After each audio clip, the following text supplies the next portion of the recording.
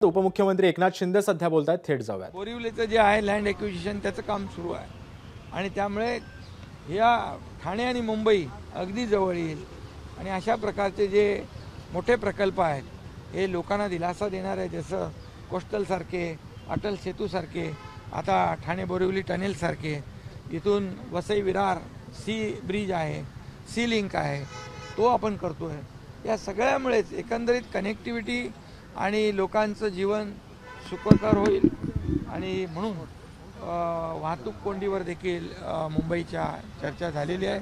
त्याच्यामध्ये देखील एक्सपर्ट लोकांचं, तज्ज्ञ लोकांचं ओपिनियन घेऊन आपल्याला कुठं कुठं काय काय करता येईल आणि त्या माध्यमातून मुंबईकरांना दिलासा कसा मिळेल।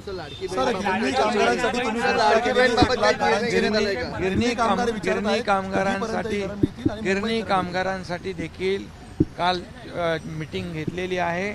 आतापर्यंत फक्त गिरणी कामगारांच्या बद्दल घोषणा होत होत्या, चर्चा होत होत्या, परंतु आमच्या महायुतीच्या सरकारमध्ये गेल्या देखील 2-2.5 वर्षामध्ये जवळपास 10-12 हजार गिरणी कामगारांना घरं दिली।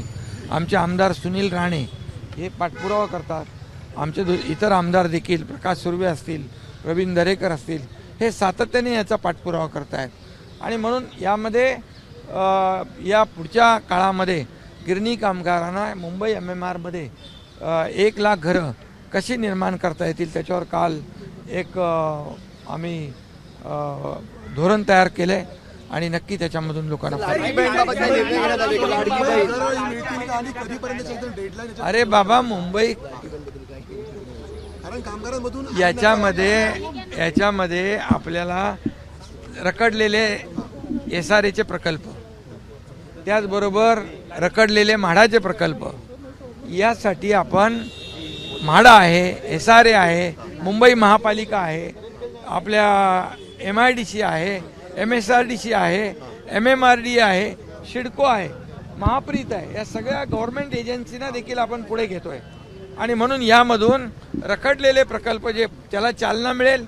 आणि मी पुन्हा एकदा सांगतो, मुंबईकर जो मुंबईच्या बाहेर फेकला गेलेला आहे, या रखडलेल्या प्रकल्पांमुळे त्यांना मुंबईत आणण्यासाठी या योजना आहे।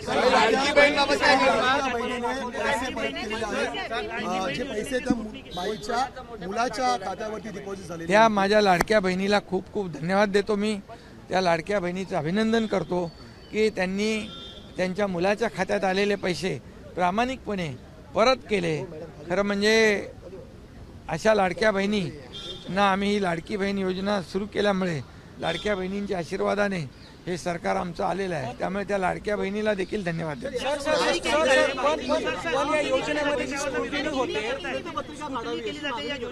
यामध्ये ऐका विरोधकांना टीका करण्याशिवाय दुसरं काम आहे का?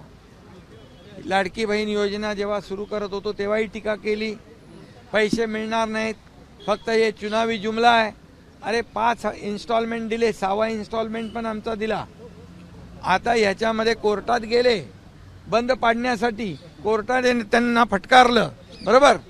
आता सुरुवातीपासून विरोध करतायत आणि म्हणून मी सांगितलं होतं माझ्या लाडक्या बहिणींना, या सावत्र आणि दुष्ट भावांना त्यांची जागा दाखवा आणि त्यांची जागा त्यांना दाखवली, ते विरोधक चारी मुंड्याचीच झाले आणि आता परत म्हणतात की याची। एवढंच मी आपल्याला सांगतो, पात्र लाडकी बहीण या योजनेपासून वंचित राहणार नाही, बिलकुल राहणार नाही।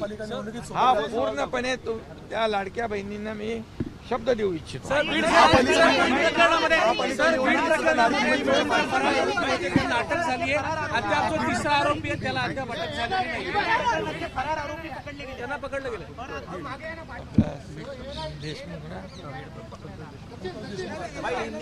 संतोष देशमुख सरपंच यांची जी निर्गुण हत्या झाली, खरं म्हणजे माणुसकीला काळीमा फासणारी घटना आहे। मी यापूर्वी देखील त्याचा निषेध केलेला आहे आणि म्हणून मुख्यमंत्र्यांनी घेतलेले निर्णय SITचे असतील, CIDची चौकशी असेल, ही अतिशय व्यवस्थित त्याच्यामध्ये चौकशी सुरू आहे आणि जे आरोपी आहेत, एकही आरोपी सुटणार नाही।